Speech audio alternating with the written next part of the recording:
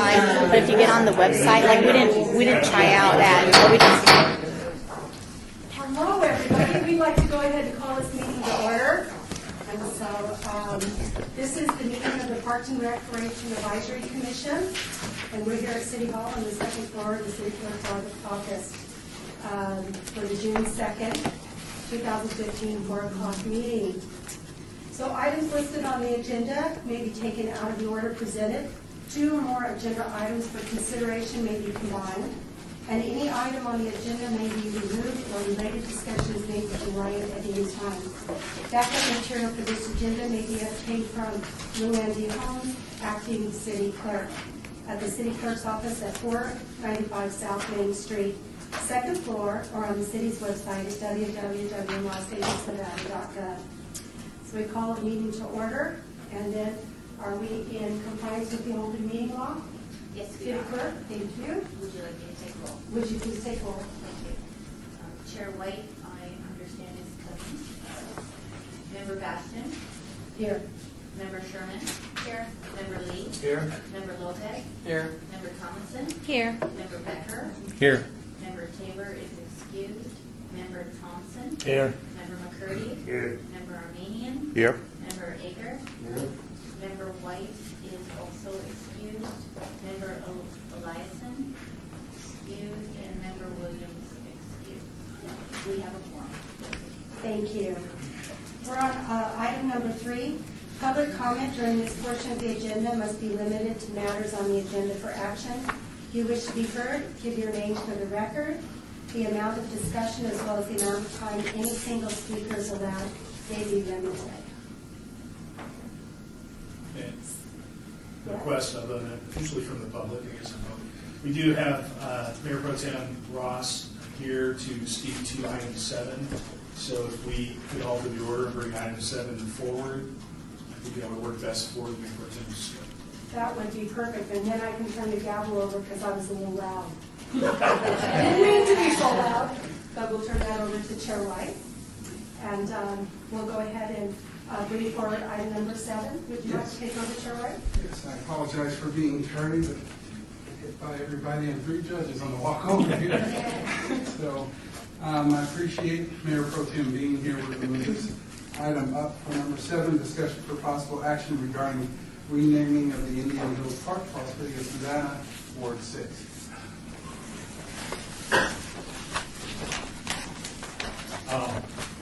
With your permission. I'm Mayor Pro Tem Steve Ross. Thank you very much. I am so excited to be here, and I cannot tell you how grateful I am, only one member of the City Council, for your work for the benefit of our community, all of you. I hope you understand how much we appreciate what you do. We can't do it all, and we need great folks like you to help us make things happen.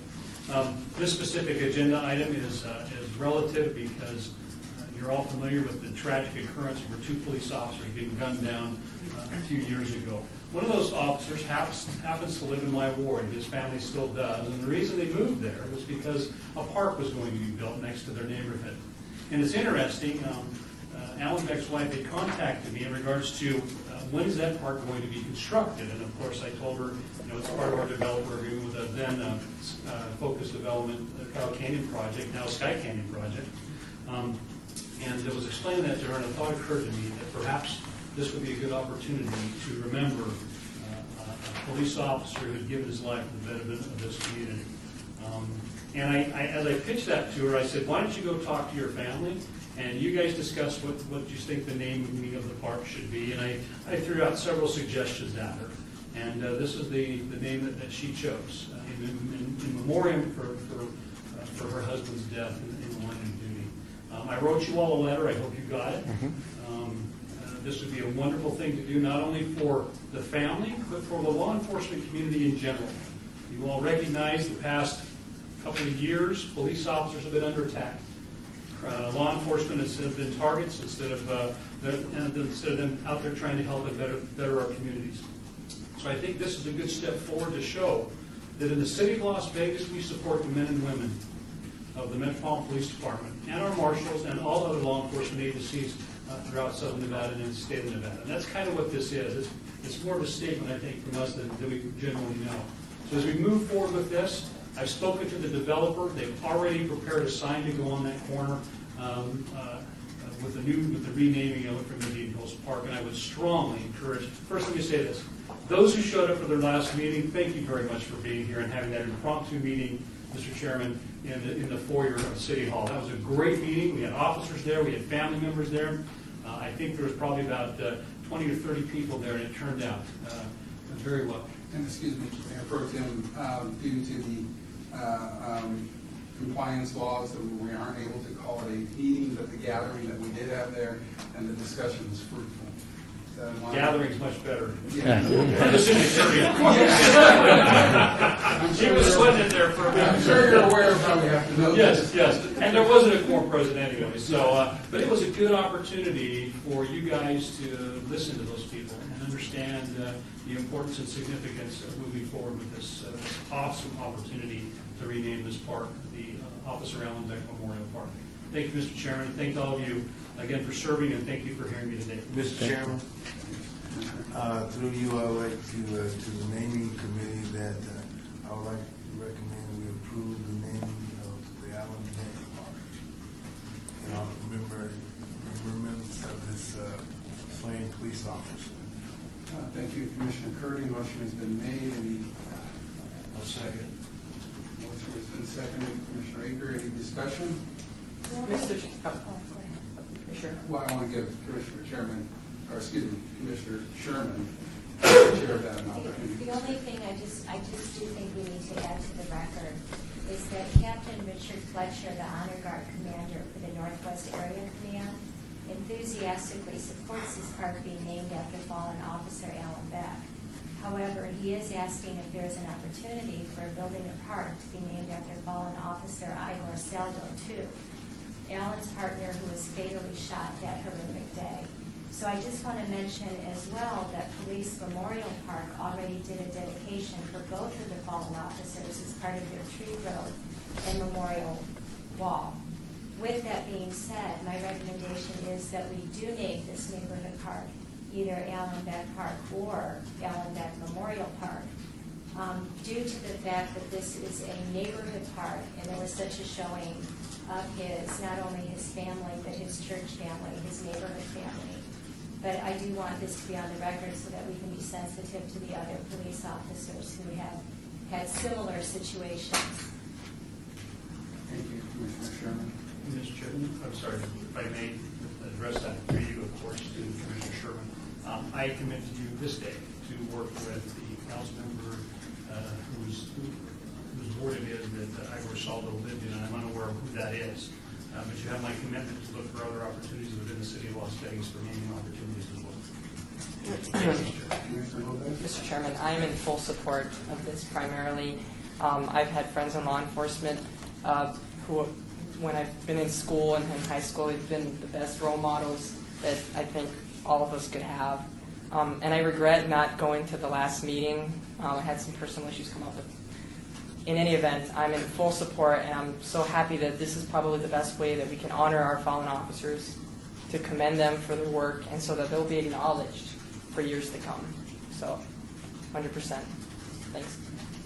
Thank you.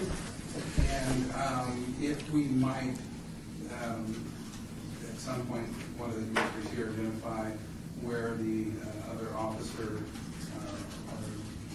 I don't know, announce the name, but do you know the name? Saldo. Igor Saldo. Saldo, respectfully, what ward he is in, we can try to put that conversation on. So, with that said, motion has been made and seconded. Any further discussion surrounding this motion? I just, Chair White, just like clarification on what the motion is in terms of the naming. I heard Commissioner Sherman a potential name to the park name, so I want to make sure that we're voting and we get it correct. Does anybody have? Commissioner, the potential name being Memorial. Well, that was an add-on. That was just her suggestion after we had I want to clarify, the family had asked when they spoke to us that it be Allen Beck Memorial Park. And I'm just suggesting that we might want to consider Allen Beck Park just to keep it more upbeat and leave the memorial at the tree grove memorial, at Freedy's memorial. I understood that, I was just trying to. No, Clarification. So it was not a name that was added, it was more so and or modification of the name in that sense. So, Mayor Pro Tem, Thank you, Mr. Chairman. Through you, of course, to the board.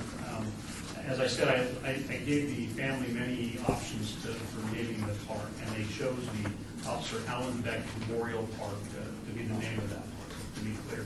I certainly do respect Mr. Sherman's position in regards to that because of the sensitivity of memorials. And we do have a memorial, police officer memorial park. But as I said, I left it up to them. I think it's incumbent to let our citizens, let our citizens speak to us and tell us what their thoughts are. So that would be my request to the board, Officer Allen Beck Memorial Park. And that's my motion.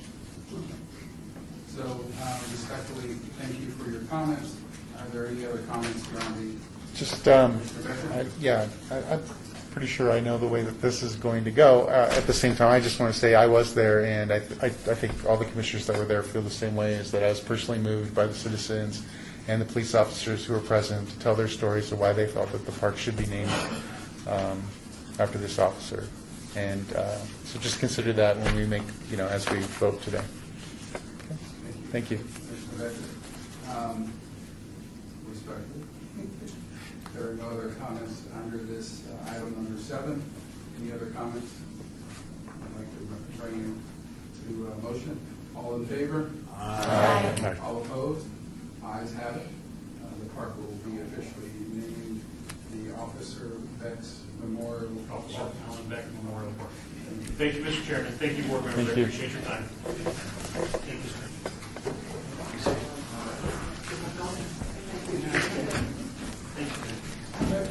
Thank you very much. With that said, we will move back up to number 4.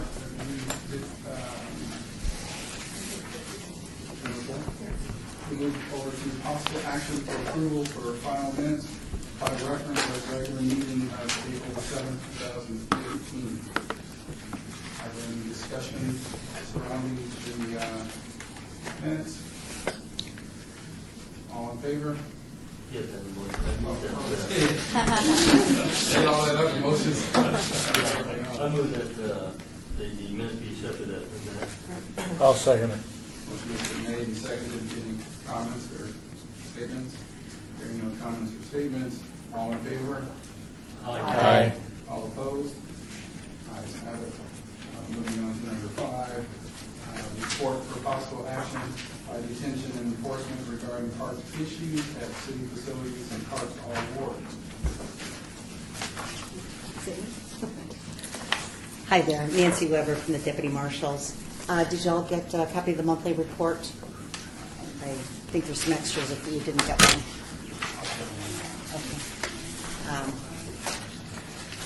In the monthly report, the purple is basically the arrests and citations. And then the olive color on the last 2 pages are the incident reports that we've done. We had warrant pickups, 285.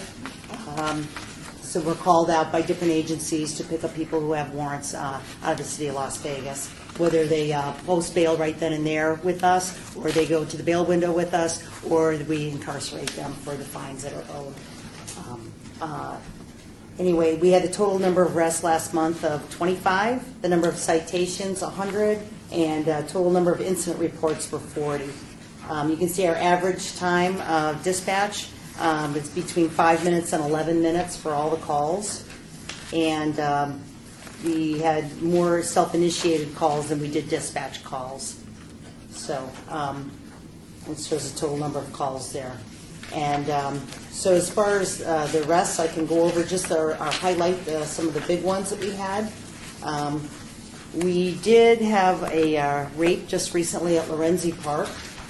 The suspect has not been caught. The female that was raped was taken to Sunrise Hospital, stayed overnight there, and she was not able to identify the suspect. She could give a partial description, but she didn't get to see his face on that one. Durango Hills, we had a robbery recently.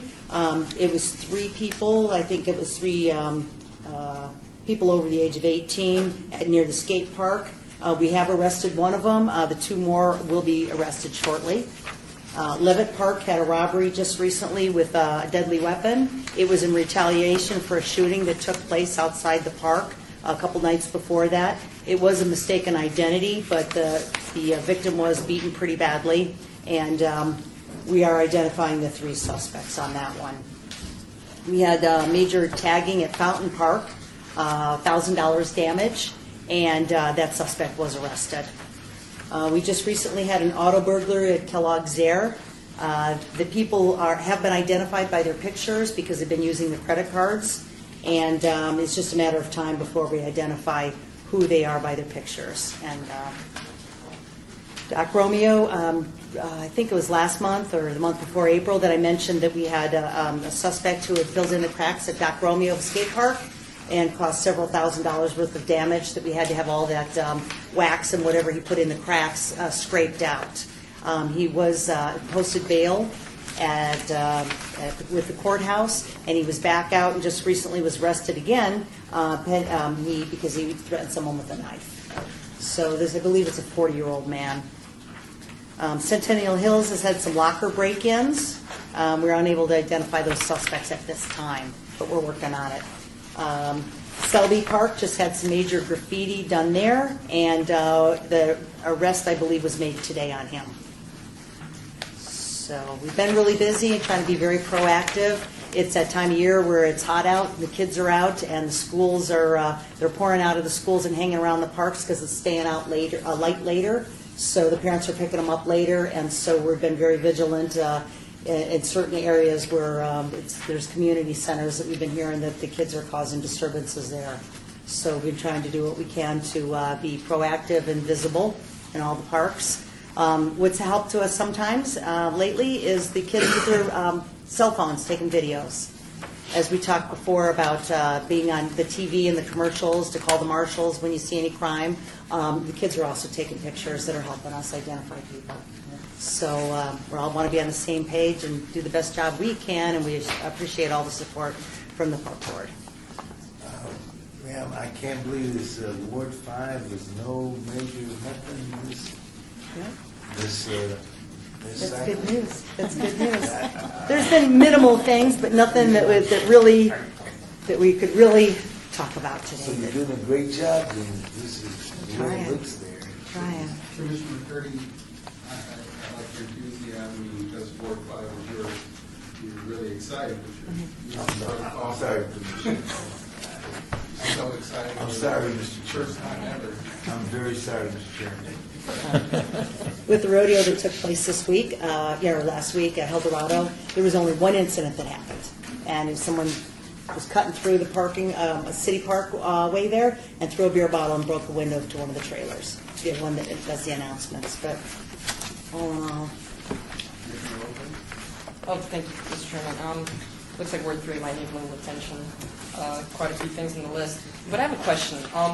Is there a place, or I guess an email, where we could send pictures of graffiti to you Definitely. guys so that perhaps you could identify who did the tagging? Perhaps you guys would know who would commit these things based on your records? yes, definitely. Do you have that on hand right now? Perhaps you could. I can get that for you. I know that the graffiti hotline, I believe, has a website, and you can put the pictures right on there, and they forward them to us. Because that'd be a big help. Certainly Yeah. be a big help. I have a question about the wax or substance in the cracks. Is that a vinegar, or are they trying to get everybody to crash or something? No, I think the gentleman is, in his 40s, and I've seen him out there skating before. I've never seen him causing a problem, but he has been seen by a lot of skaters filling in the cracks. And the material that he used was like epoxy, and it wasn't the correct thing to use on the cement. So it cost the city, I forget the total amount of dollars, $20,000 or $30,000 to have it all cleaned out and then repaired the cracks. So it did cause a big expense to the city. I was curious, I didn't know. Yeah, I guess it stops the skaters. It's like rubber. You don't have to be silent. Through the chairman, Do you guys know who the gentleman is? Have you guys? Yes. identified him? I know him by name. Have you guys talked to him to try to get him not to do that instead of just prosecuting? Yeah, no, we did. As a matter of fact, I was one of the, after the reports were taken initially, when the park workers saw the damage, I happened to run into him in the park, and actually, I tried to work with them.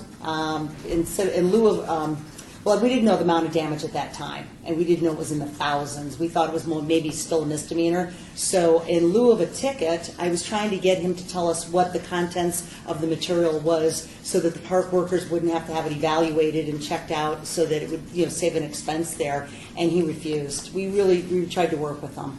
And he's still out there now. I see him skating in the park, and, he's, he just wants to skate, but he made a mistake. He was filling in the cracks with something he shouldn't have done, but he was not real cooperative. But, he still skates. He's still there, but. I just want to commend you on this report. We had a little bit of an opportunity to glance at it last month, and I know this board has been looking for, and it's made some comments over the past months about having something that's easy to read, something that reflects each of the wards, has good data in it. And I just want to tell you that this style right here is really working for me. Oh, good. So I Thanks. don't know if any of the other commissioners want to make a comment about that. But I want to tell you that it really is a good format. And I appreciate the consistency that you have been coming to the board each month to report, because I think that continuity allows us to better understand what is happening in the parks. And you seem to be very knowledgeable and able to respond to our questions and concerns. And the report is excellent, as far as I'm concerned. Thanks. It's hard because it's at the beginning of the month, this Tuesday. We only had like a day to gather all the information to try to get it. I was working hard on it today, so. Yes, sir. So, thank you, Commissioner. This style, I think I just want to reiterate, the style in which this has been given this time is probably the best and most informative style. Okay. So if there's been a change in clerical individuals or what have you, kudos to that person. If it's you, awesome. Or whoever it is, if you could please convey back to them that we do that several commissioners, and they can speak up for themselves, but I, for one, do appreciate this style. Thank you. And I echo the chairman's words. I mean, it's very detailed. So the reports that you submit are very thorough, and therefore more of a benefit. We're trying to color It hasn't code always it. been that way. Yeah, and it wasn't always that way. It was more broad, and there was a lack of detail. But this does the job. Oh, thank you. Thank you. And any advice for me, I'm willing to take it back, so. The advice is, through the chairman, the advice is keep doing what you're doing is right. It's working for everybody. Everybody's elated about what you've done. So whoever did this, just don't change them from doing this for them. Maybe the colors. Maybe the colors. In addition to that, if you could, whenever a commissioner makes a request for information, and try to get it out to everyone, so if you could send it through the director, after that website where you can send the photos. Graffiti. The graffiti, and then he could send it back out with minus any of his personal pictures that he wants tag line in there. Great. I know it's on our website, and I mean, Chair, I was just asking Kelly or Maggie, are you aware of where that may be on there? City of Las Vegas is one of the first. Yeah, there's an app. Where if there's an app that you can download on your phone, it's, so it's Apple So compatible. if you could just pull it out, Right. put it in a single thing, and then shoot it to all. We'll do that. Yeah, that would be better. Yeah, I think it's City LV Mobile. I was just gonna say, I have my mobile. Yeah. That's, yeah. Or just give us our own cell phones that we can use. So thank you very much. Okay, thank you, everyone. Thank you. So with that said, we will move on to item number 6, report for possible action regarding partnership with Red Cross for water safety at city facilities. Hello. My name is Erin Clark, and I work with the City of Las Vegas Aquatics Unit. I do have a PowerPoint presentation, and I've got goodies. So, fun partnership things. I do apologize. The presentation was set up for May 5th, so some of my documentation is accurate to that date. And we've already completed some wonderful things, so I do have updates for it. So this year,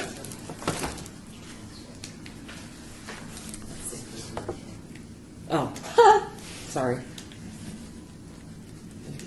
you using the top one? No, I used start, not start. The arrow Page to the up. right. Not that. Now I'm trying to edit it. Sorry. Okay, top one.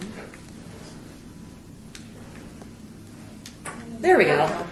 So the American Red Cross this year is celebrating 100 years of water safety. So they have contacted the high drowning rate communities, which unfortunately Las Vegas is, to partner to improve water safety and drowning prevention.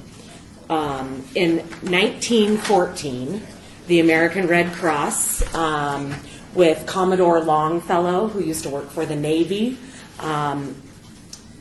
they realized that the amount of drowning per capita was 10.4 people per 100,000 people. And his effectiveness was he was in the Navy and the people joining the Navy were drowning. So he went to the Red Cross to waterproof America, and he started the lifeguarding program that the American Red Cross still uses today, and the Learn to Swim program that we still use.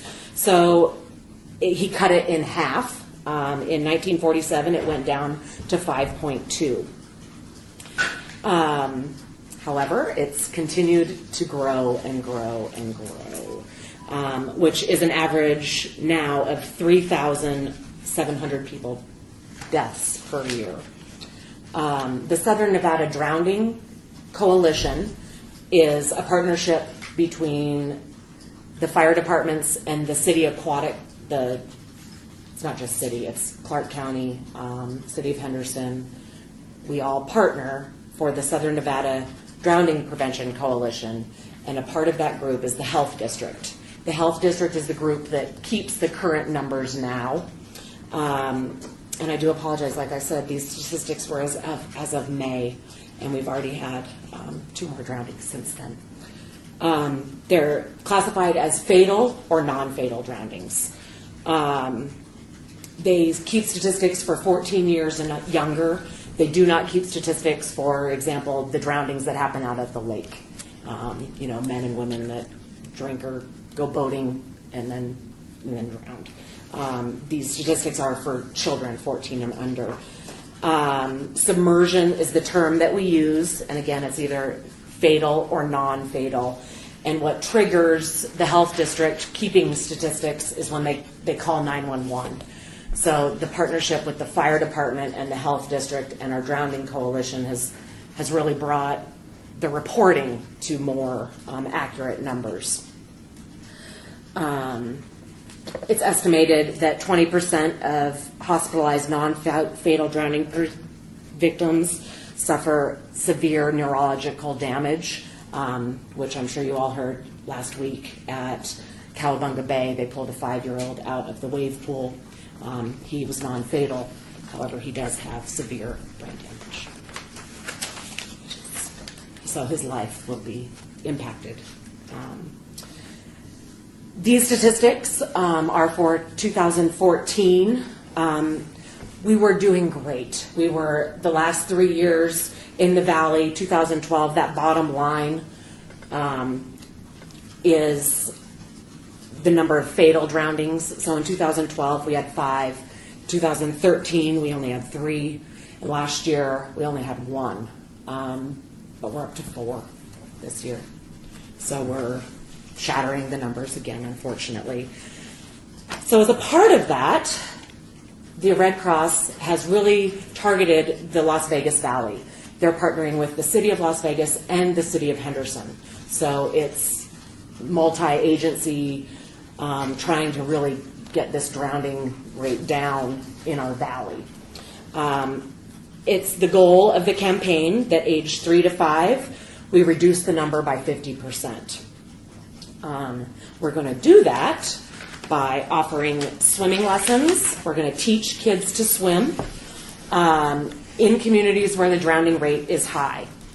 We're going to motivate kids and families to come and learn about water and become water competent.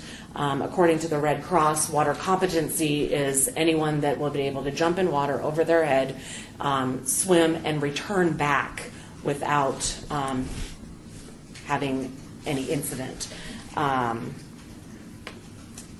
Because the Las Vegas Valley does have so many water features and pools, we're a great candidate for this partnership with them.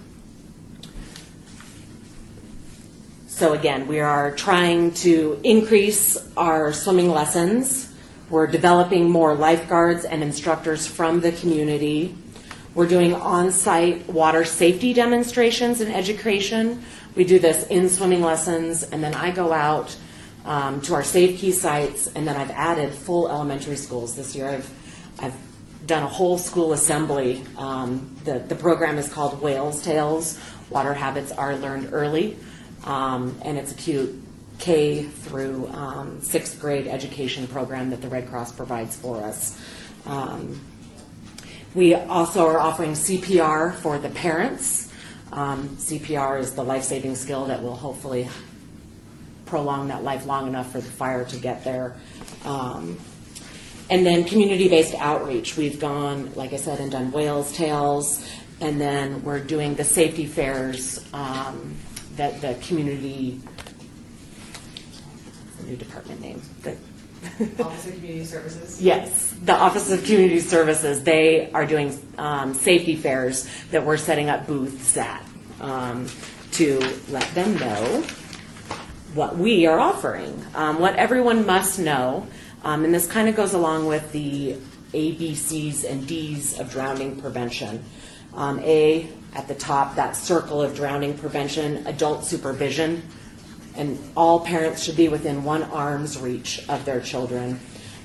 We just had an incident at the pool an hour ago where a baby, the mom just let her go in the pool, and she stayed on the deck, and we had a lifeguard go in and get her because the mom wasn't within 1 arm's reach in the water. House pools can be protected with a second layer of protection, basically a pool fence. Not only the door going out to the backyard as a barrier, but also an additional barrier to the actual fence. So if kids do get to the backyard, they don't enter the pool. Learning swimming lessons, personal flotation devices like a life jacket, and then make sure that they're always swimming where a lifeguard is present. If they do have a drowning incident, then that drowning survival at the bottom, we need to recognize the emergency. Someone, it doesn't have to be a lifeguard, needs to reach or throw and get them out of the pool, call 911, give CPR, and then advanced medical care after that. So that's what the Red Cross has asked us to do. And to support that, we have 3 qualifying pools. The Baker Pool, the Carlos L. Martinez Dario J. Hall Family Pool at Gary Reese Freedom Park, which we lovingly refer to as CMDH. And then Doolittle Pool. Those 3 pools qualified. So what we are doing is we're offering pediatric CPR and AED. The $19 fee that the Red Cross charges us is waived for those parents. We will have up to 25 participants in that class. They've given us a lifeguard management AP fee waived, which is $58 for 3 participants, and that will be our newest pool managers will go and attend that training. And then our Learn to Swim program is the biggest and most supported thing that we are doing. We will have up to 600 scholarships available. So we're offering $5 classes. So before I came, I checked, and these numbers are amazing. At Baker Pool, where we taught 2 people last year, we already have 9. At CMDH, where we taught 8 people last year, we already have 31. In Ward 5, Doolittle Pool, where we taught 22 last summer, which is good, we're at 116. Wow. So, and we have one more safety fair at Matt Kelly, which I think will put us at that 200 at Doolittle. So, great job. And then the other part of Learn to Swim is they've paid the AP fee for water safety instructors, which is a $65 value. And again, we just used that. I just taught a class the last 2 weeks, and we certified 12 new WSIs, and 6 of them were able to get their books and AP fees waived, which was really good for them because they're 17-year-old kids that are still in high school and have minimal income. And then the water safety parent education. I've already provided, it says there 849, but I did finish my Whales Tales presentation to the schools at 1,643, I believe, because I did hit 700 kids at one school last week. So, yeah, more will come. The word spread to my principals that I do this, and so now they're calling to book for next year. So. The City of Henderson also does this. They do the full school presentation, and they've reached 8,000. So we have the potential to really, really increase our numbers there. So that's the bulk of it, is the Learn to Swim program, the scholarships that's being offered. And then the other benefit is the stuff they're giving us. So every participant will get a Red Cross cap. And you're all free to take one. Red Cross is giving us goggles. They found that if they just gave them out to everyone, they just kind of got left around. So now they're used as a reward. Once they pass the level, they earn their goggles. Every student that takes one of our swimming lessons receives a Longfellow whale tail sticker or tattoo. So these are tattoos, and then these are the stickers. So you guys will have those for your... And then if you take a swimming lesson, the Red Cross wants parents to be involved too. So this achievement booklet is being given to every student that takes swimming lessons, and it lets them know what they're being taught, when they took it, what they're going to look for in the next classes. And then the Red Cross has really done a good job updating to the times. They have an app. And the kids, if they don't pass their level, they still can earn a badge. And this can be done anywhere. They don't have to, come to a Red Cross facility. They can just download the app for free, and then they can earn badges like swimming exit. So they've gone in the stairs and out the stairs. They earn a badge, and it's virtual. And but more important things like my first 50 yards. The first time I swam 100 crawl stroke, and they can earn these little badges without being truly registered or anything. So congratulations.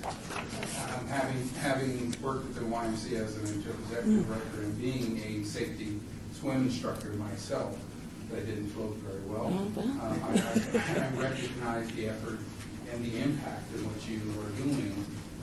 And I just want to really, really congratulate you on what you're doing. There's so many people in our community that don't know how to swim, and a lot of adults that do not know how to swim. I could pick on anyone here, but even though I was an instructor, it was still a struggle for me to stay afloat. Yeah. Body types are different, right? And that's part of the goal of the campaign, too, is to teach the family, not just the kids. Because safety comes, again, from the parents as well. The parents need to be aware that they need to be watching the kids, even at those backyard parties. And that's where our first 2 fatalities came from this year, was, people having a barbecue or a backyard party, birthday party, and no one designated to watch the water. So that's an issue, unfortunately. But it is hopefully going to get better. It was kind of discouraging going to the drowning meeting last week and already having another drowning again. So we're hoping these swimming lessons that we are offering begin June 15th. And they go all the way through August. And they are the YMCA. We have, with the drowning prevention, we've created a swim lesson map that has all of the entities' information on one map, with fish designated, whether they're a seasonal pool or a year-round pool, and then the corresponding number to contact them for lessons. Because the Drowning Prevention Coalition Not sure if you're aware, I'm pretty sure you are. We also get funding from the International Code Council, the people that build pools. They have a fee included in the building that supports the Drowning Coalition, and they offer scholarships and funding for that. So I know Commissioner Thomas wants to earn her goggles and his goggles for Commissioner Thomas. I was just wondering the age of the youngsters. We How start at young? 18 months, Okay. and we teach all the way to adults. Great, thank you. Yeah. Got to start them young. I was just curious, is this program in the magazine that came out for the swim lessons a few months ago? It's in the newer version, yes. It wasn't approved for the pool only one, but if you get the one with Willie, our customer service rep on it, it is in there. Because I didn't think I saw it. So that's Yeah, there was a 2-month difference, and so in that 2 months we were approved to start using the logo and things like that. So all that stuff, and those are, like I said, the web resources. We are required, because it is a grant, to report. We do that monthly. This is the funding. And then a part of it is telling the story of what we're doing. So they've also partnered with our marketing department to take pictures and do press releases of kids when we start the lessons, all of them in their caps and in their goggles, and I'm really excited with these numbers that we're seeing. So it should be a very successful program. And then the last thing was just some upcoming aquatic events that I wanted you to make you aware of. As this was scheduled originally for the 5th, some of these have already passed. Like opening weekend, we did have a very successful Memorial Day weekend. All pools will open this upcoming Monday. And then we did do a dive-in movie, and we are going to be doing 3 throughout the summer up at Pavilion. The Learn to Swim registration opened on April 13th. I shared the numbers of 3 of our pools that had very low attendance in the past that are skyrocketing. Pavilion pool is 98% full. We only have 3 or 4 classes left there. The municipal pool is about 60% full, and the Garside is about 70% full. So, and then we're doing a valley-wide safety fair with 15 pools in the valley on June 13th. We'll be hosting safety fair where we'll be doing the Whales Tales posters, which is like reach or throw, don't go. Don't just pack it, wear your life jacket. Too much sun is no fun. So we teach them, not only swimming safety, but general water safety as well, putting on sunscreen and protecting themselves. And it's at all 6 of our pools, at 2 county pools, 4 Henderson pools. And it's a real valley-wide effort to get this drowning rate down. So, thank you. Through the chair. Erin, can you tell me what your policy is on wearing sun shirts at the pools? As long as it's a material designed to be in the water, we encourage it. We don't allow cotton, and we don't allow underwear. So that's why it's strict to swim attire only, things that are designed to be in the pool. And that's a health concern. We're trying to keep our pools clean. We're trying to make sure that they're hygienic. Mm-hmm. Thank you very much. Any other questions about our program? Thank you. Come over and swim. Thanks. And you want goggles? I'll leave the goggles. I'm going to take my chicken wings. Take some goggles. Thank you.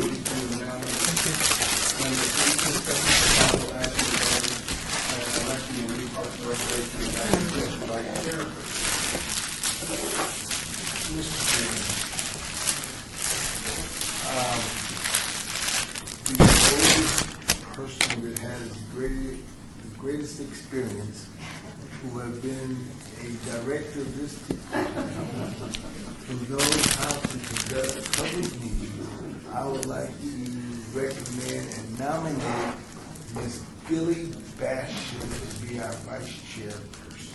I second that. Well, I'm talking about not only Seniority. I'm talking about the seniority, I'm talking about the knowledge, wisdom, and the years that you have given yourself. No, she term limited and they, the person that nominated her didn't re-nominate the councilman. As we move throughout, She I know she did want to wanted to go. stay. She had no class. Thank you. Nomination one being Commissioner Bastian. Thank you very much. Commissioner Bastian has a nomination. I also was hoping for consideration from the board to have our youngest, no, I don't know who's the youngest. Anyways, I was looking at the contribution that David Lopez has given to the community. If any of you follow him on his Facebook page, he actually is a very active commissioner and very much involved in his community, and I applaud him for that. And I thought he might also make an excellent co-chair to our chair White as well. So with that said, I'd like to nominate David Lopez. Thank you very much. There's been two very fine qualified nominations. Mr. Chairman, I'd like to move the nomination now be closed. And that is a very strong political move in this process. The second item. I'll second. Second, the nomination has been made and seconded. The nominations now are Commissioner Bastian and Commissioner Lopez. How did we? Can we do a secret ballot? I will refer to our Director Hacker and the City Attorney. That's a good question. I think. Secret ballot. Yeah, right it on 20s. Closing the nominations, I think he can take a voice. He did on that. He did, but there is a request for a Secret ballot. Secret ballot. Well, first of all, we have the motion to close the nomination, then we have a motion to vote on the candidate by secret ballot. Is that right? Yes. Yes. Okay, so let's take the first question first, the motion to close the nomination. To vote on So the motion has been made and seconded. Any discussion? Hearing no discussion, all in favor? Aye. Hearing any opposed? Ayes have it. The two nominees are Commissioner Bastian and Commissioner Lopez. Now we have a motion to vote by secret ballot. Do we have a second on that? I I second. second it. Oh. So let's have a vote on that. Motion has been made and seconded. Any discussion? Hearing no discussion, all in favor? Aye. All opposed? We will move to, I will stay away from my comedy. We'll move to a secret ballot. If anyone would like to, if the director could, with direction, tear up some pieces of paper through staff. Or get out your secret ballot kit would be helpful. We need some ballots. Commissioner Ager has a fabulous idea of recycling. Use the recycling. So use these if you want to keep them. Otherwise, we'll be passing Well, the back page is blank, so. Yeah, Oh, right, back page is blank. I read out a good thing. Anybody use that page, Mr. Blank, or you already have it back there?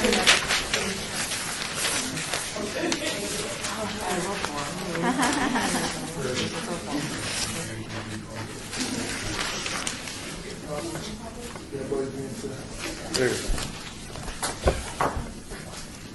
You want? A pen, please. Thank you.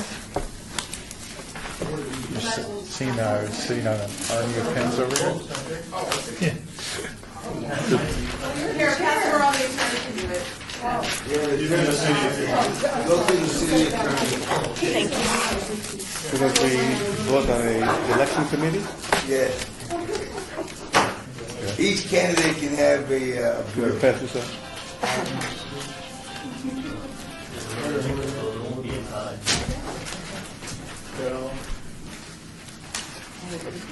All those, are these tattoos?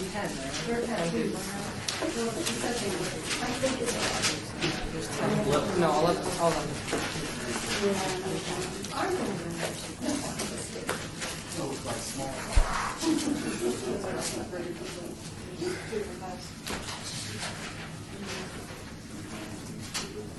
We'll give the attorney the opportunity to tally those up, and once he's counted, he can verbally tell us if he was finished. And if he would like to pass back a determination to me, then I'll make that. We have 20,000 of these things left over. I'm just going to pass them back through, grab a stack right. I'll get back there. Anybody wants more? I've been hiding the hairnet. There. There.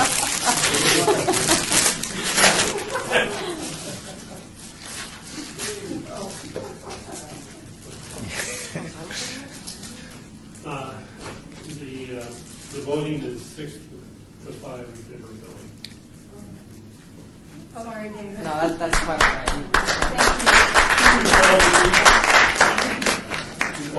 Anybody calling for a recount? So, Is there any hanging chads? We would ask that Billy Bastian, are you willing to accept that nomination and your vote? Yes, thank you. Congratulations. I'll have to practice with the gavel, but I think I broke it right here. I'm the opening. I'm going to move far away from you without moving fingers. With that said, we'll move on to item number 9, discussion. Could we have a motion for her appointment? So we will have a motion. Mr. Chairman, I'd like to make the motion that we accept the appointment as Billy Bastian to the Vice Chairperson of the Park and Recreation Advisory Commission for this session. Motion has been made and seconded. Any discussion? Hearing no discussion, all in favor? Aye. All opposed? Ayes have it. Congratulations. Now we will move on to item number 9, discussion for possible action regarding Parks and Recreation Advisory Commission bylaws.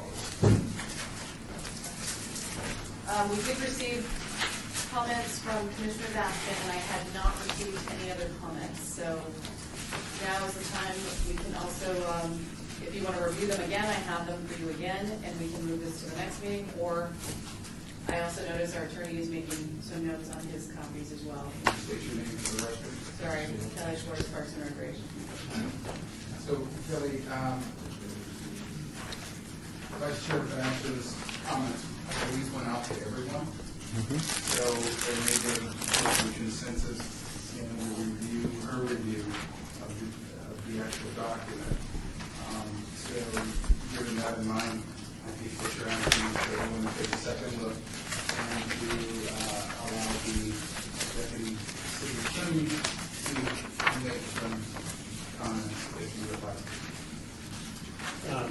Well, it's been a long time since I've looked at these bylaws, but today, going through them, I sort of talked to widows and orphans, so to speak, in the document that probably need to be corrected. And I have not seen comments from any other council people, so I don't know what changes have been proposed in the document. But I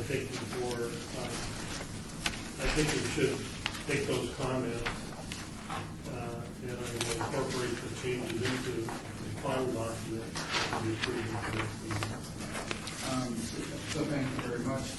Chairman, does this draft that we just got, does this include? No, it does not. Because I was hoping to get the rest from everyone else. Okay. And actually have a discussion at this point what Commissioner Bastian's comments were. So, and thank you, Commissioner Thompson. Then there's two styles of doing this. One, we can read through this, and then you can solicit any input. You can solicit any input if you'd like, including from the city attorney. And then, yeah, so let's do that really quickly, if we could. If there's no objections to that. No objection. So.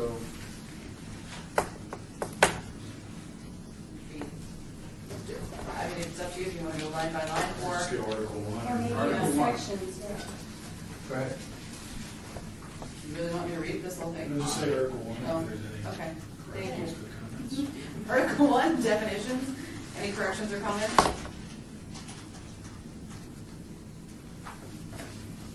it should be pretty simple. Article 2, purpose. Sure, right. Commissioner? The only comments I had in this section for consideration was one that's most obvious is remove the name Neighborhood Services because you changed your name. And then one of the questions I had when they were talking, I just added the words at the end where the statement says, third sentence from the bottom, council is on matters pertaining to public parks, public recreation, etc., making recommendations to city council, and I'm just abbreviating, regarding the naming of public parks and public recreation facilities. I thought we should maybe just add in the words through commission action or something like that. So it speaks to the how we do that. What article was it? And it's in Article 2. So it's more of just clarifying. It's not a to die for thing for me. I just thought, So what is it you want added? just wanted to add the words, you know, how do we make recommendations to the council? You know, somebody might have that question, and we do that through commission action, or approval, or something like that. So that was just a comment that I placed in there for your consideration. So if you read it, right, you know, I kind of skipped through it because it's a long paragraph, but what it's saying is what our purpose is. And one of our purposes is to do public parks and recreation types of recommendation to the city council, and regarding the naming of public parks and public recreation facilities being one of them. So I was thinking that someone might want to know how we do that. And we do that through commission action. So add something like this is to be done by the commission, by commission action? Yeah, just, could you work on the grammar on that, Kelly? You think that would work? It's just how we do it. It's going to be through a commission vote, through commission action. So Commissioner, Okay. if I may, we're asking to strike recreation and neighborhood services. Correct. Yes. And then dramatic presentation of commission action. Yeah. Article 3, commission duties. And forgive me, because I thought you were, Oh, okay. That's all.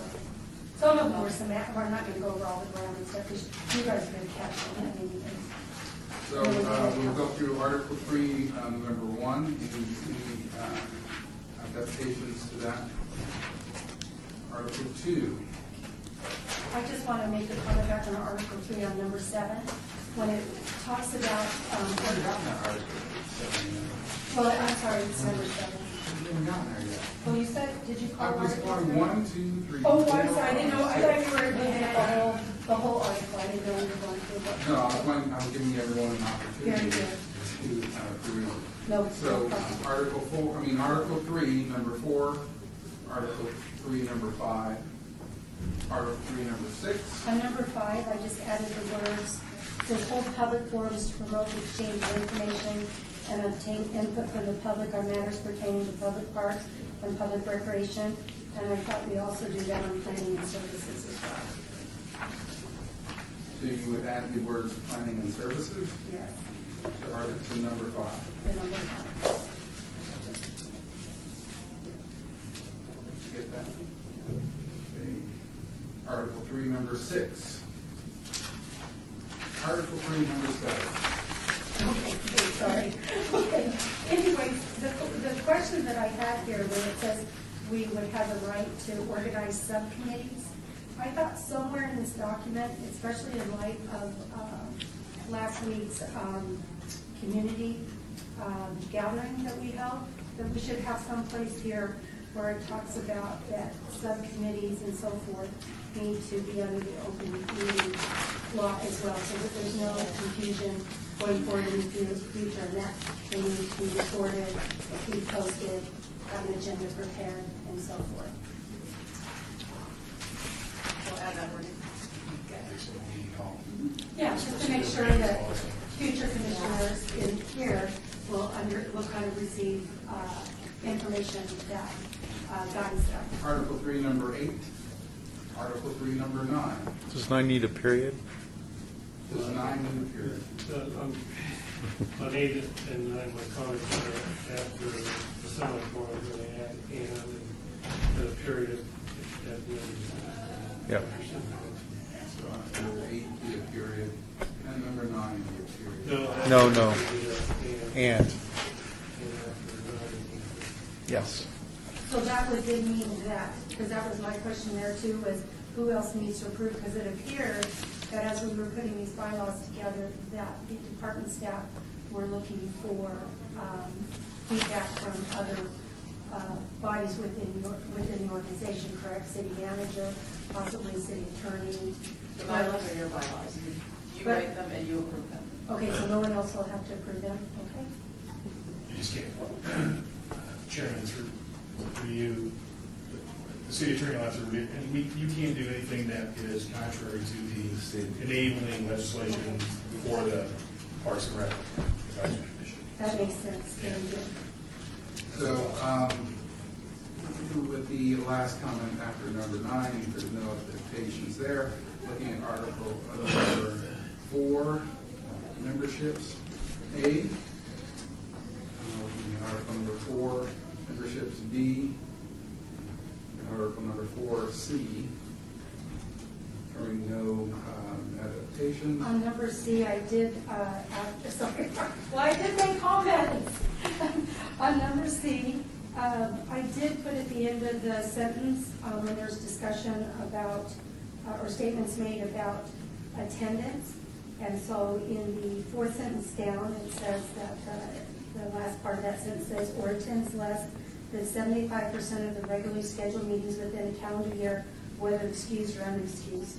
And so I was wanting to know this 3 consecutive unexcused absences, or this 75% of the regularly scheduled meeting. Are we looking for suggestions to remove people, whether it's 3 times over excused or unexcused? Should I speak to that? I think that the council person who named us also ultimately has the final word on removal and or replacement, correct?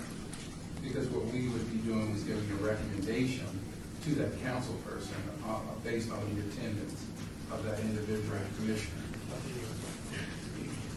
I think it's say no, right? Yeah, and that's what I'm getting.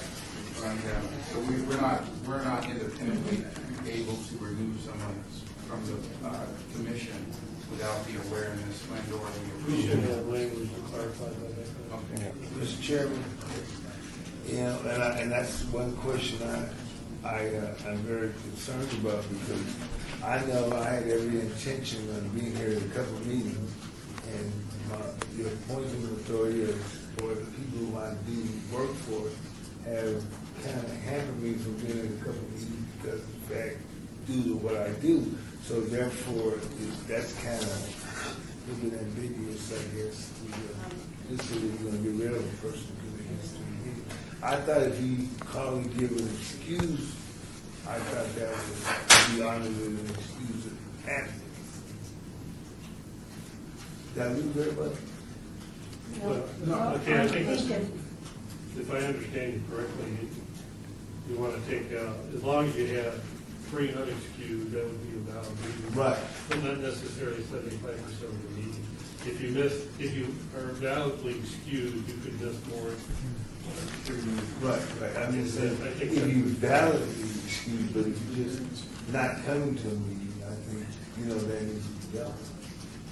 That would be probably Well, so in any case, I think that the comments under Article 4 indicate a flag that would be thrown up for any type of absences, excused and or unexcused.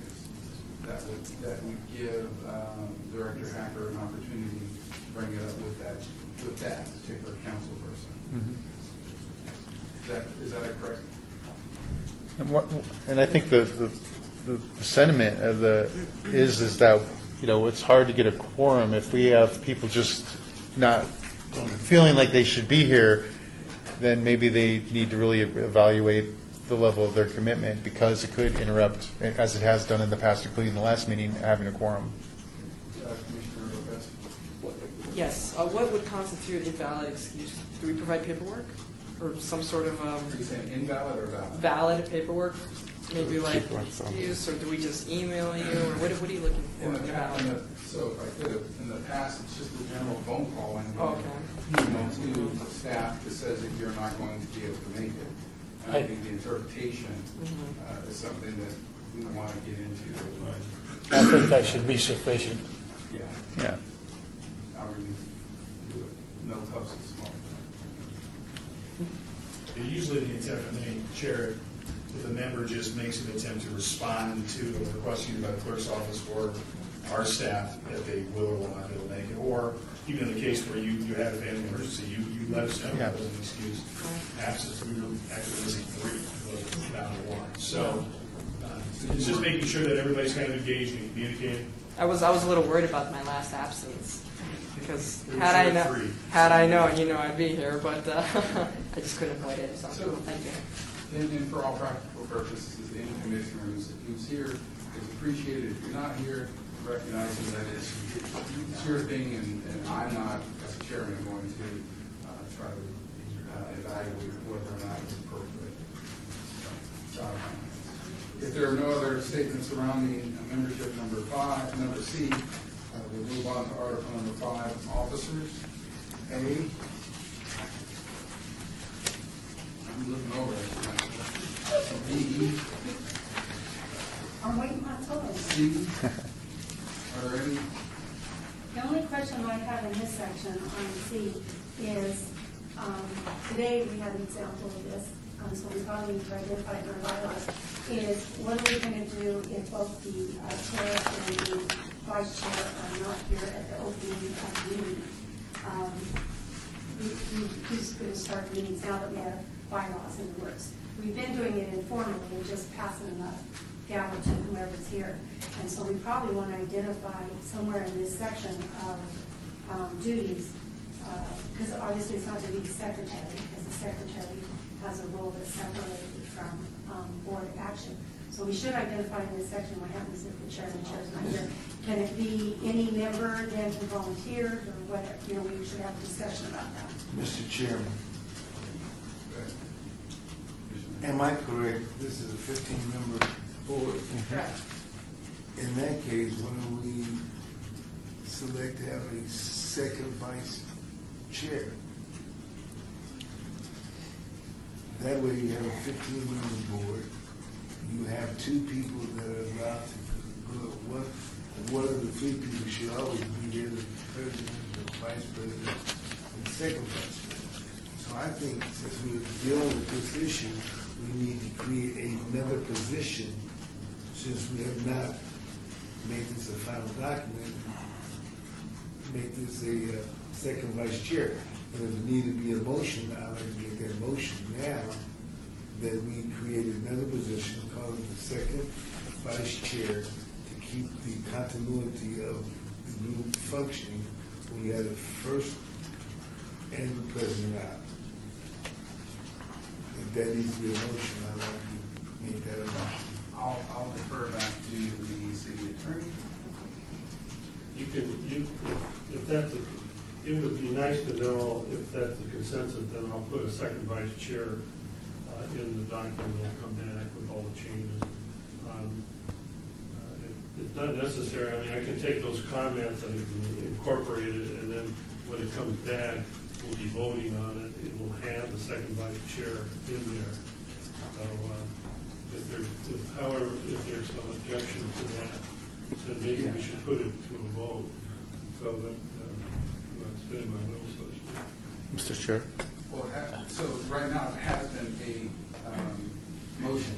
Right. So we have to act on that motion and then go into discussion. So we need a second on the motion.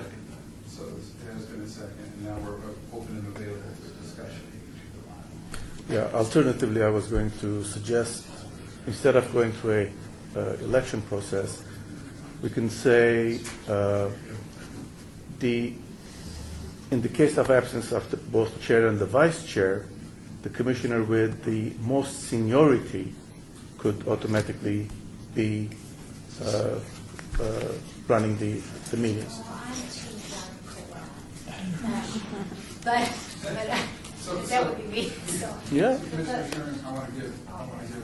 I was going to suggest in lieu of the chair and the vice chair not being here, that the director have the ability to appoint a person at that meeting. I think that'd be a more simple way to do it. And so these are just two statements, one being seniority, two being the secretary appointing a person if there is a quorum to continue on with the meeting. And the third statement is Commissioner Sherman. Mr. Chairman, want to make a motion? Well, we're still in discussion. Okay, I'd like to discuss. But I want to give it, Okay. give the, I was just going to say for discussion purposes that typically any organization that I've been at with Robert's Rules of Orders is that the director would just ask for a volunteer who would be willing at that point in time. Because the chances of neither being there is unusual. However, those who are there, somebody might be more willing to step up to the plate. And I think maybe we could just put in a sentence in there that says, should the chairperson and vice chair not be present, the director of Parks and Recreation will solicit a volunteer to lead the meeting should a quorum be present. It would be that simple. Or appoint We'll go back to someone. discussion, since we're still in discussion. Let me share this with you. When you do bylaws and you should try to identify the inevitable in each situation. I honestly feel democracy needs to be adhered to by allowing us to have those positions elected by the 15-member group. So I don't think you put a secretary in an awkward position by just appointing someone. But if you put it in the bylaws, we would know who will be carrying on every meeting when those individuals are not here. In the event all three of them are not here, then the secretary should be allowed to select someone from the group. But technically, in most every group that I know, you would have a first, second, vice president.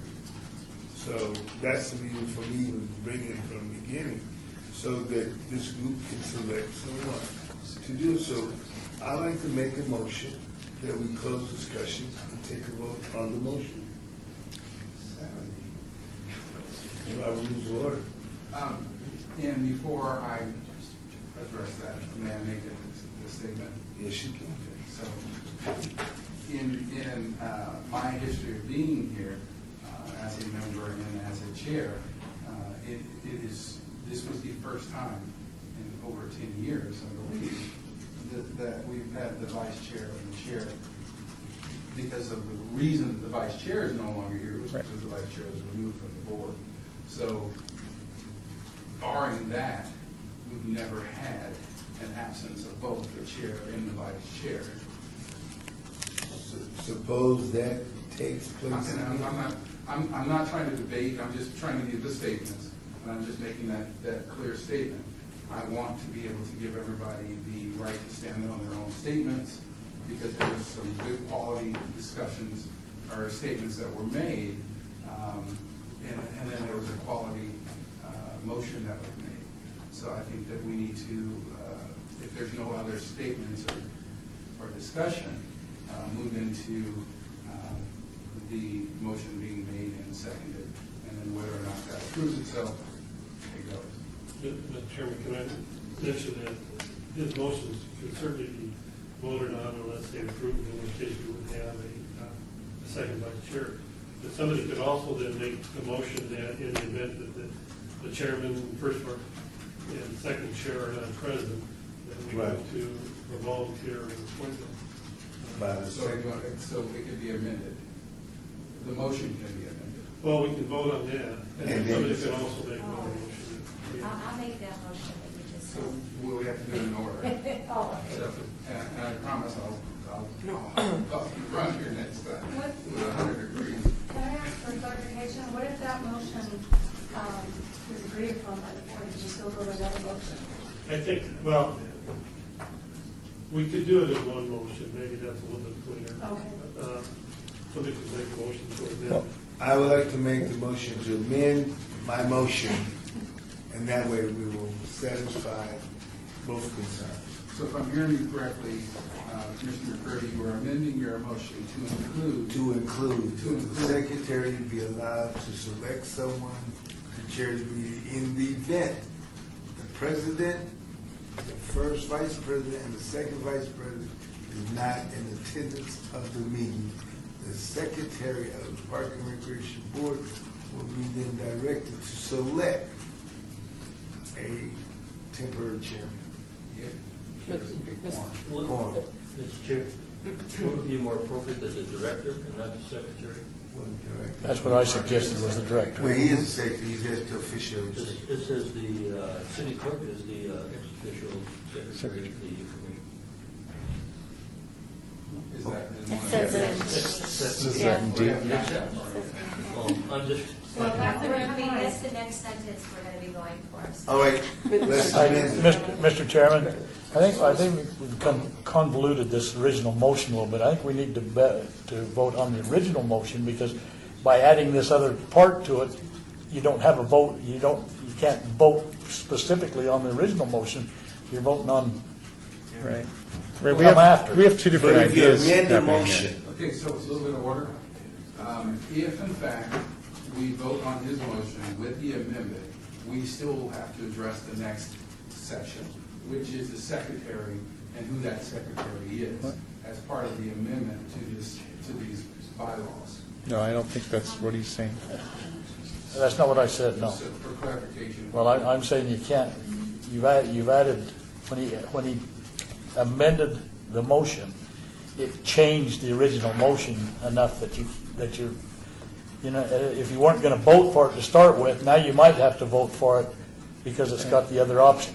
Can I offer clarification? I think, and you can correct me if I'm wrong, what's on the table is whether or not we need a second vice chair, or maybe we just go to the volunteer, asking for the secretary or someone to volunteer, ask if there's volunteers, right?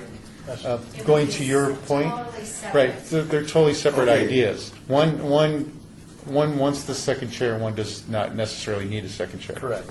Mr. Chairman, since there's a confusion, let's take I would like to restate my motion to the original motion that would select a second vice chair of this commission. The motion has been made. I have a question. Can I have a question? Yes. So we were voting on the motion to elect a second vice chair? No. To create the position first. So first create the position. Create the position. So I want to restate it in a fashion and form that everybody will understand the motion. The motion has been made for us to elect No, sir. No. to create a second vice chair. Right. For the commission. For the commission, in the inference that the chair and the vice chair, first vice chair, are not here, and there is still a quorum. I have to add that on, because it still has to be a quorum. So that is the motion that has been made. That is the motion that has been seconded. We've had a fruitful discussion. All in favor? Aye. Aye. All opposed? Nay. Me. So, I'm sorry.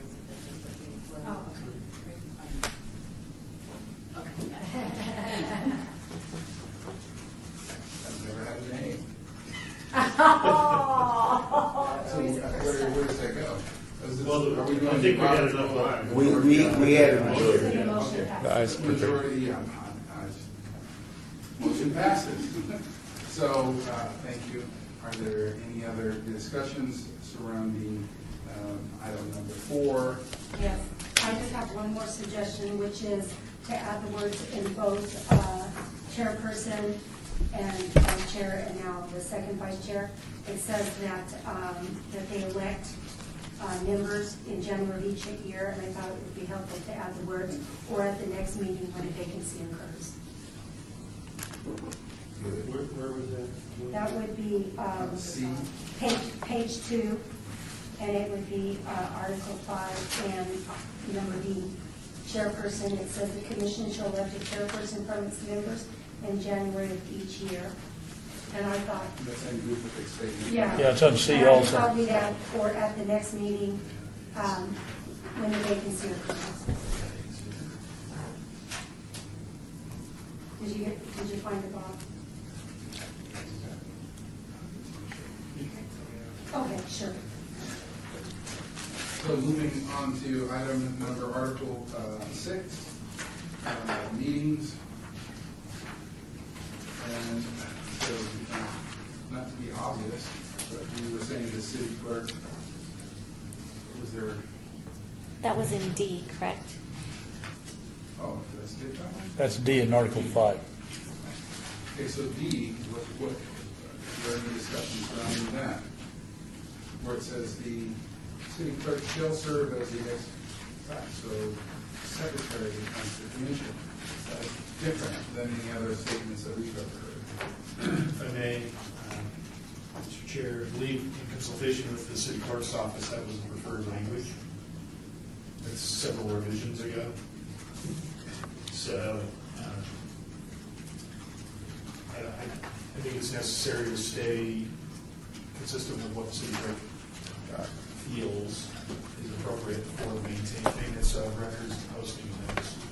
We don't need to make any changes. Right, he's very, he's right. So let's not.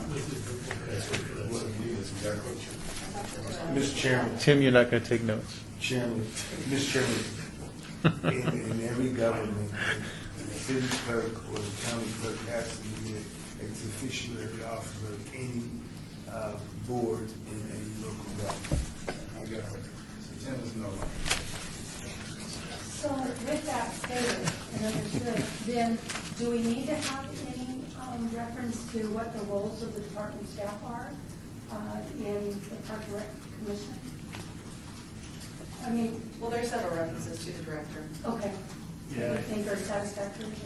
I believe, Mr. Chair,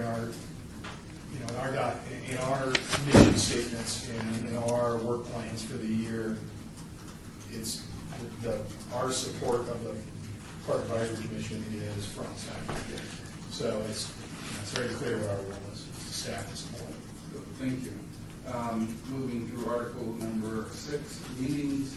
Are there any invitations to A, B, C,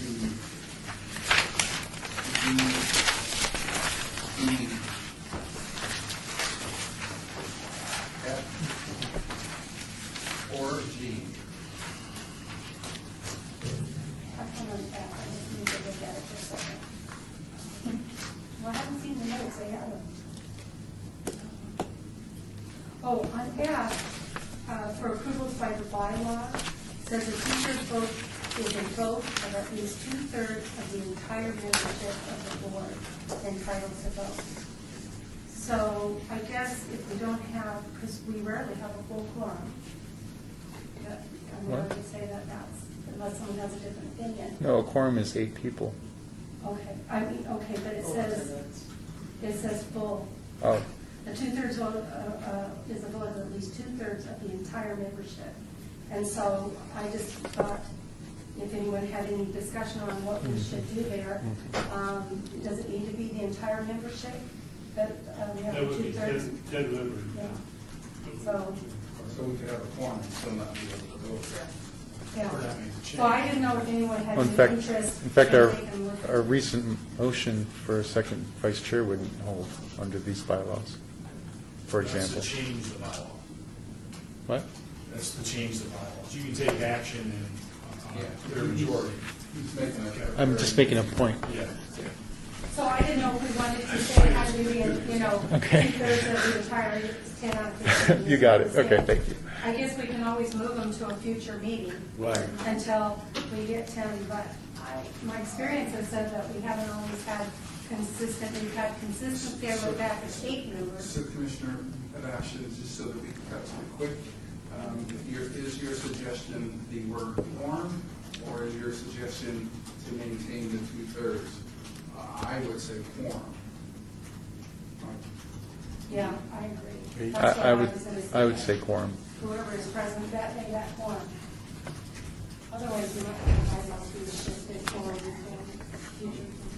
I'm big on it. If I wasn't there, I trust your decision. Mr. Chairman. So quorum is 8.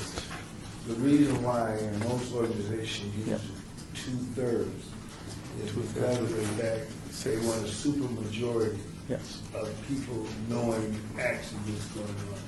So that's the reason why most governments, if you read, they have to use a super majority to make sure there's clarity in what's going on. And thank you, I appreciate that, I appreciate that information. My personal view is still. Which would be 6 members of any 8. If 8 people are here, what, 6, right? 6. I Well, believe it Well, has we to can't be pass- Quorum of the 15. But Yeah. if there's 50, if there's 12, then it's got to be 8.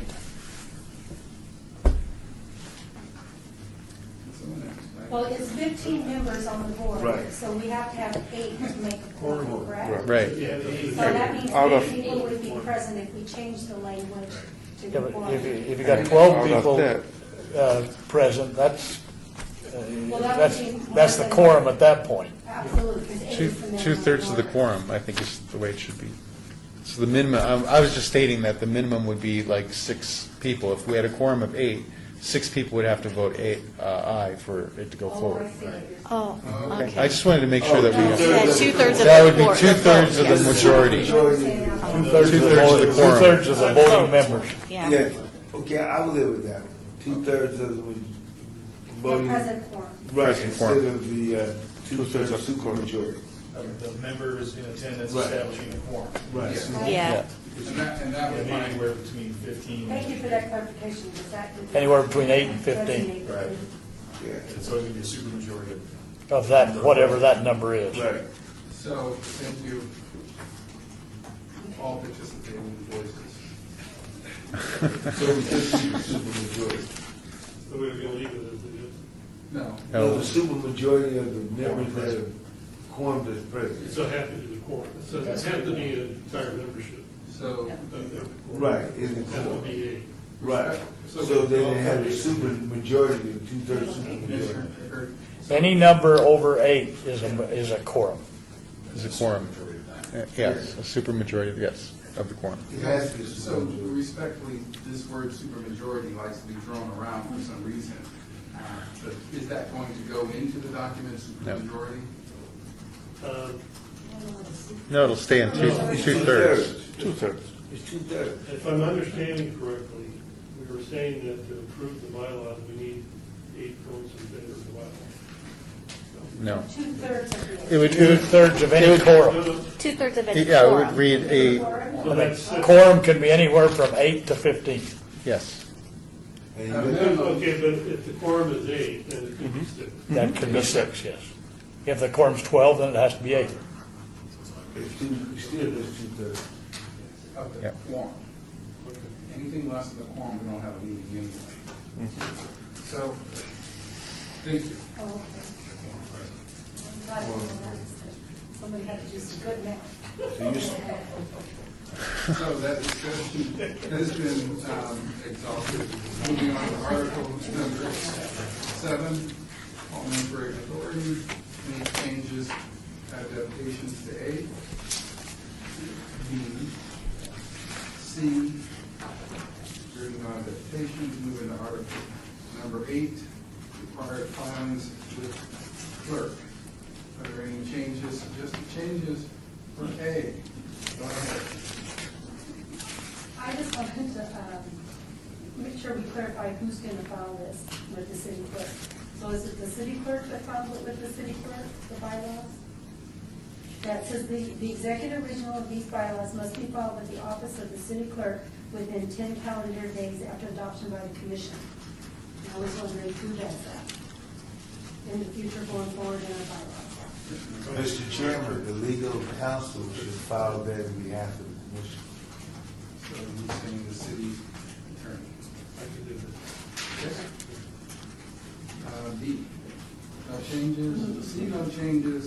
Article number 9, the adoption of bylaws amendments. Any change there? B, just exactly what we want a chance. And on page number 5, no changes. Any changes? Do we need to add the vice chair or anything on that? Third or fourth vice chair? So, is there any more discussion on item number 9? Yeah, but the amendment, or the motion that we voted on for a second vice chair has to be brought up at two meetings before it can be put in the bylaws, correct? No. Yes. Doesn't that? Yes. It says, that's what it says. Says where? Did you have In A, Article 9A. It Under the existing rule. Right. It has to be voted on in 2 meetings to be adopted. Commissioner, we have not adapted these yet, because we have not adopted these officially. So the motion to bring in the vice chair, the second vice chair, withstanding, do not apply to this. That's in this document. Don't we already have bylaws? No. No. We never have done that. Discussion We made a simple world contract. Wow. Democracy. Mr. Chair. Unless we don't approve the bylaws, right? Mr. Chair, only time any bylaws is applicable if they have been passed. Since these are not passed, these are just draft. You can add into a draft what you want the final document to look like. Am I correct? You are correct. And the next meeting, we will again review these for the, so that we can adopt them. And then we'll have to do that 2 times. No, that's a valid question. Will we have to mention these twice before we can adopt them? Well, I'm looking at this, you don't have to do that, it can be adopted at one meeting. I think the idea was initially when the provision was put together was that we would have a meeting such as this meeting, where everybody would have their comments initially introduced. We go back and make the changes, and then we come back to the next meeting to approve the final document. Okay, but we don't have any current bylaw, so it doesn't have to be 2, right? It could be 1 meeting. So, in essence, we got to kick the ball to get it rolling. So when we adopt these, we will have given it some thought. We will have been talking about this for now 4 meetings. So if there's any objections to this at the next meeting, that these revisions come back, and can you email these revisions to us prior to that meeting? Then I would strongly suggest we come with those, and we will have another meeting before we can adopt them.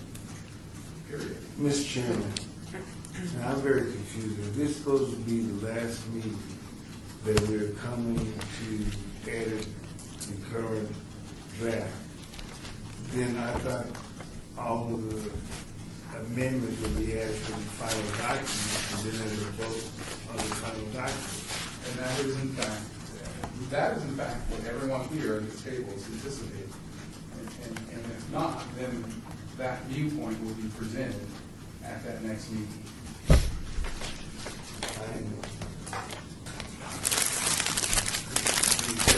Well, to me, I sit on about 6 boards, and that's every time that we have legal counsel here, and every time we as members of the commission or board of directors, or whatever you want to call it, when we give our input, we're supposed to be going to the final draft.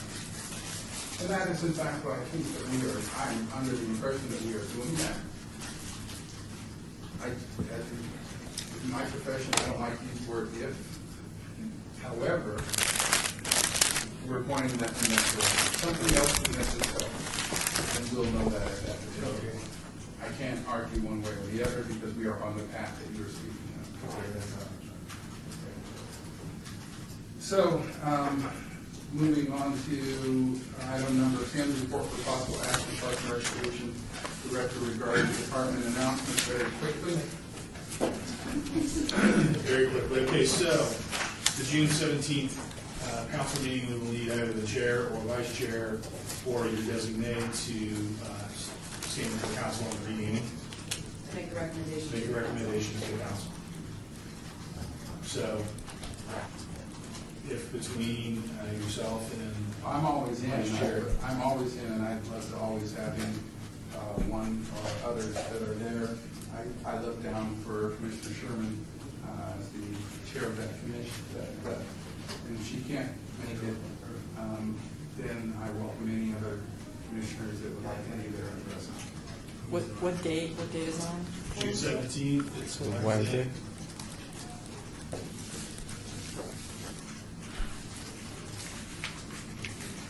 At what time? definitely one of, the meeting starts at 9, but as far as when they get to this particular action item, could be Noon. upwards of an hour. The ceremony. Yeah, because there's a couple things.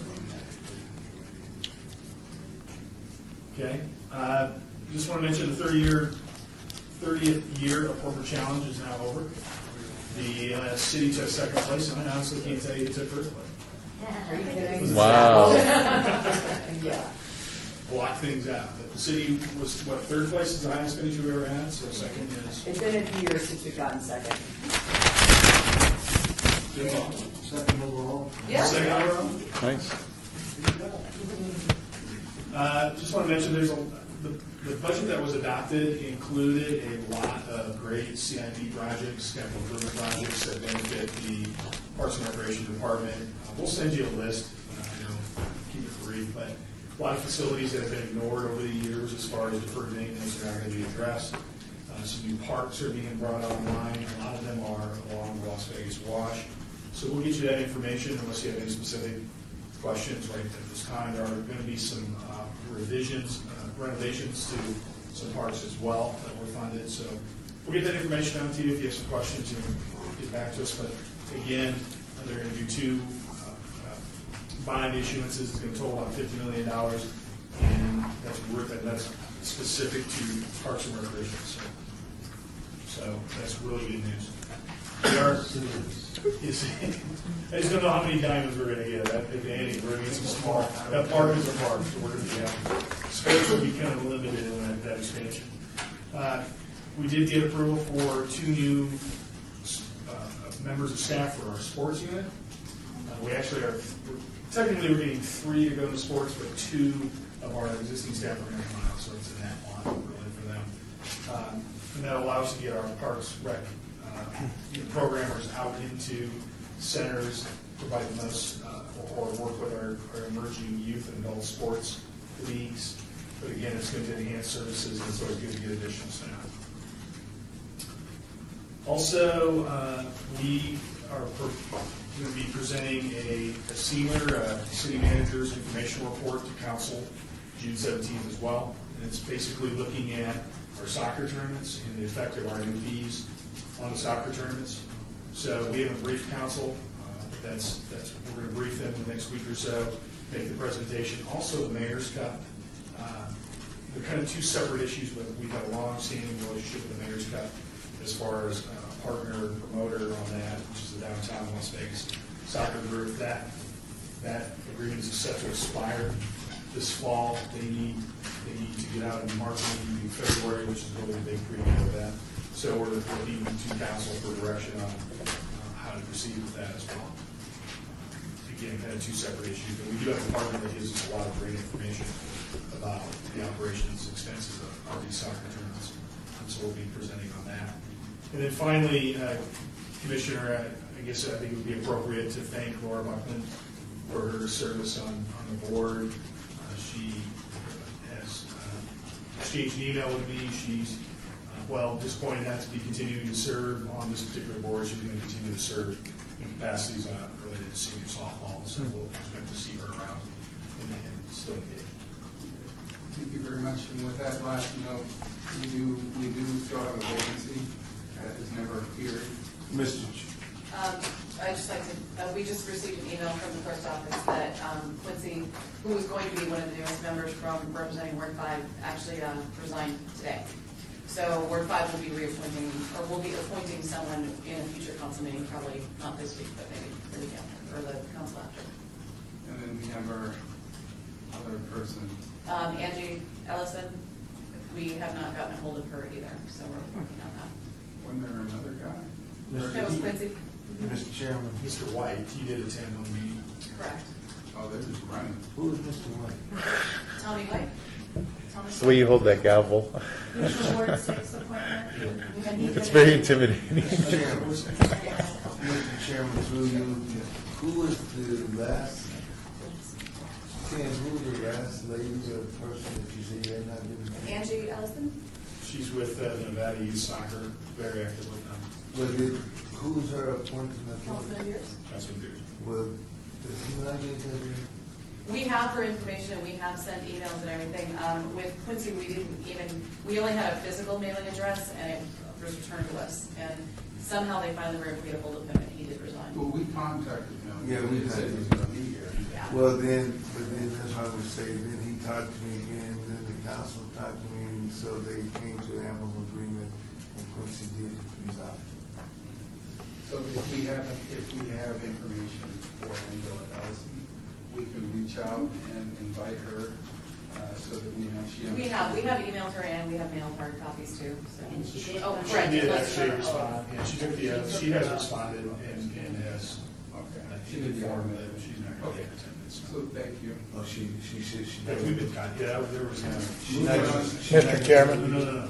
do we need to make a formal motion thanking Lori for her time on the board? So you, So it's scheduled. okay. In the minutes, we can just say that everybody unanimously agrees that thanks for her. Or we could make it do something more formal Yeah, we at the did next something meeting. before. Yeah, so we can put it on the next meeting and we can,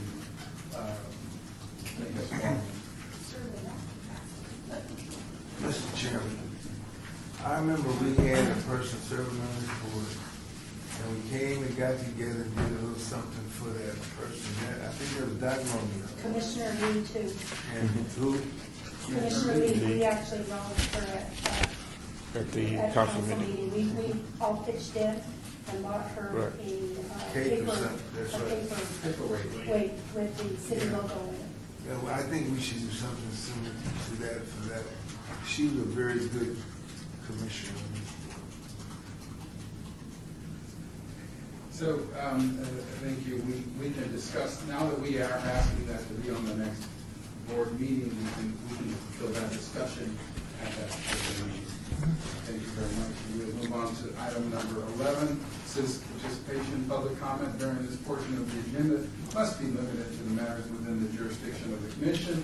No subject may be acted upon by the commission unless that subject is on the agenda and is scheduled for action. If you wish to be heard, give your name for the record, the amount of discussion on any single subject, as well as the amount of time any single speaker is allowed, may be limited. Is there anyone here for item number 11, citizen participation? Seeing no one, meeting is closed.